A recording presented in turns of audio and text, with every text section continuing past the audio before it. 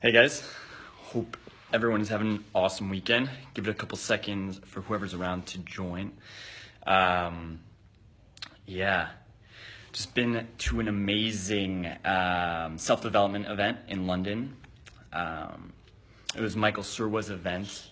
And I guess while the information is still fresh in my mind, I wanted to share some of the stuff that I came away from, just because I thought it was pretty amazing. So I'll share that in a second. Just waiting for a few people to join. I see a couple people join, so maybe I'll kick it off.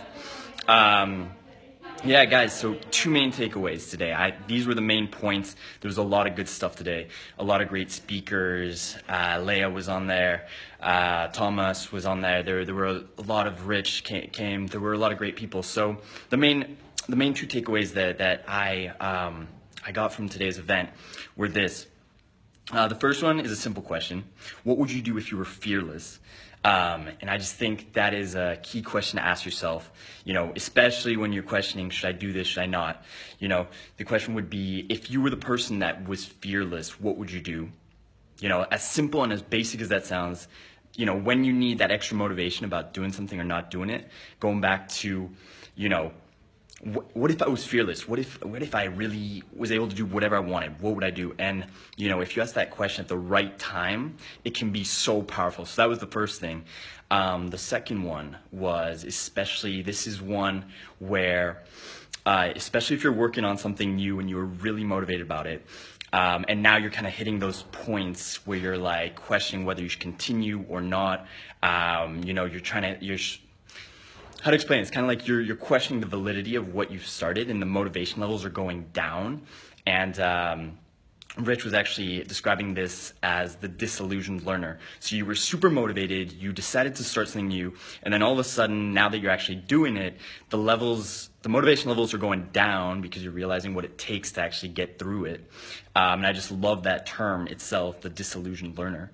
And so I wanted to share that concept with you just because whatever it is you're going through, you need to push through. So again, it's about saying, once those motivation levels kind of peak off and they're no longer as strong, it's about saying, okay, so I know I'm gonna go from the state of super motivated, the drive is gonna be there, to this point where I'm kind of disillusioned. I'm a disillusioned learner. I'm still learning and I'll get there at some point, but at this point, the motivation has dropped somewhat. So again, guys, it's about saying, by acknowledging that starting something new, you'll become a disillusioned learner. And I think that was the main point that I got from the event, was literally that, is you need to continue pushing through. And, I think if you have that faith that that you will get through it, even if you are a little disillusioned that it's not turning out to be exactly what you wanted, it's about continuing to push through. So my question to you all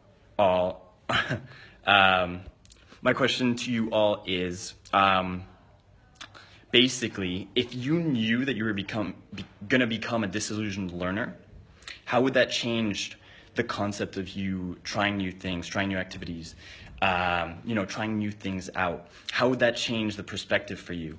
If you knew that you were going to hit a bit of a block, hit an obstacle, that it wasn't going to be as clear, how would that change the way you go about, chasing that new goal, chasing that new activity, becoming an expert in something? If you knew that, somewhere along the line you were going to hit a bit of a stagnant spot and that you have to push through that, how would it help you if you knew that part of it was being a disillusioned learner? So Sebastian's asking, sometimes looking too far ahead gets in the way of getting shit done. Exactly.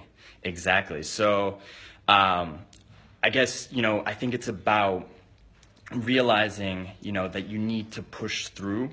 That's a great point, Seb. In that moment, you just got to take the action and keep pushing through. And related to that point was habits. If you keep doing the habits, if you keep putting in the work, eventually it'll pay off. So you need to respect the fact that you might be a disillusioned learner, but over time, you will get past it. You'll go from being unconsciously incompetent to consciously competent way down the line. So you just need to push through. Okay, guys, like I said, feel free to answer that question. Feel free to comment if that resonated with you. And yeah, I just wanted to share that just because I found it really, really useful. So I hope you guys are all having an amazing weekend. And I'll be back on next week.